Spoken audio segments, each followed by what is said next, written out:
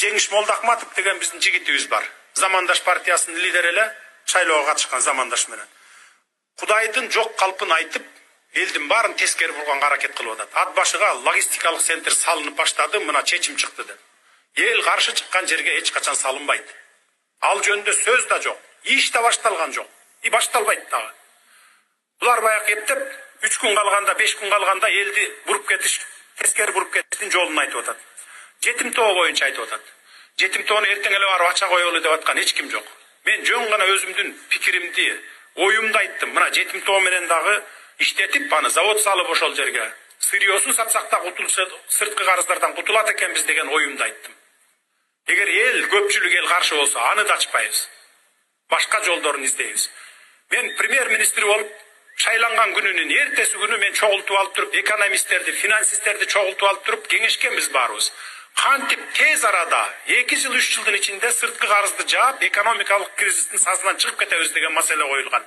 Мына ошондо кеңешип ошол маселелерди инвестор менен же ошол жетим тоону иштетип, же башка чоң ошо кен байлыктарыбызды өзүбүз иштетип чыксак болот экен.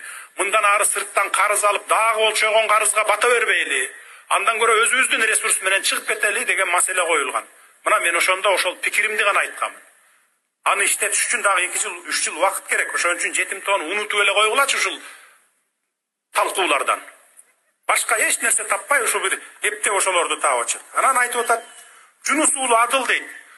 Кытайлыктан келген депутат экен дейт. Бул бала мына маалыматты жооп берип айтып коюшум керек. 30 жылдан бери ушу жерде жашайт мына. Гражданын алган, 30 жылдан бери бизнес чөйрөсүндө жүргөн.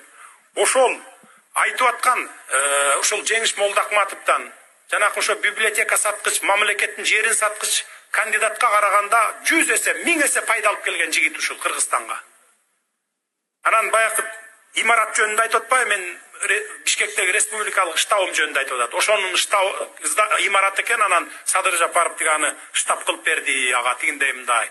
Булар Кытайдын шпиондору экен депчи. Ал имаратты өзүңүздөр билесиздер, 2010 жылы баягы Атажурт партиясынын эмеси штабы болгон. Бул имарат 2007 жылы экөө-үчөөбүз достор салдык эле, 2010 жылы бүткөн. Революция болуп кеткенден кийин кой Атажурт менен партияга катышалы, партиялык шайлоого, парламенттик шайлоого деп, анан ошону республикалык штаб кылганбыз. Анан баягы 7 апрелчилер келип, билесиздер, маңдайындагы тетиндей плакатты сыйрып алып, өрттөп ушундай болгон. Ошол 2010дон бери, мен оппозицияда жүргөндөн бери бир күн иштетпей койгон. Эч бир арендага да берилбей иштебей турган мынакей. Каралбай калганда ошо мындай 10 жылдан бери. Анан мен кече күнү ошо түрмөдөн чыккандан кийин алып келип, баягылардын баарын майда чүйдө актап сырдап дегендей, анан кайра штаб кылып койдук. Анын эч кандай тиешеси жок. Анан айтып атпайбы?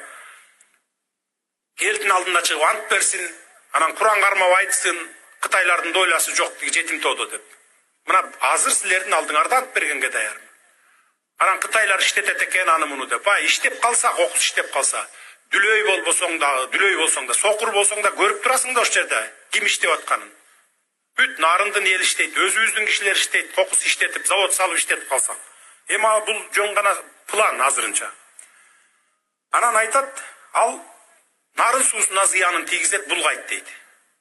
Жетим тоого сианит колдонулбайт, химикат колдонулбайт эч кандай. Мына Кумтөрдөн 20 жылдан бери ошо нарын суусуна сианит агып кирип, мына нарын суусу аркылуу өтүп атат. Ошо 20 жылдан бери биздин элибиз ошол уу сууну ичип атат. Ушул Жеңиш Молдахматов иниме айтат элем ошону. Талкан сугунуп отурдуңбу 20 жылдан бери карай? Сенин атаң, энең, бир тууганың ичип атат ошол сууну мына. 2012 жылы кырылып, мени камаган кезде дагы мен сайрап айтканмын, айланайын, нарын эли уу ичип отурат.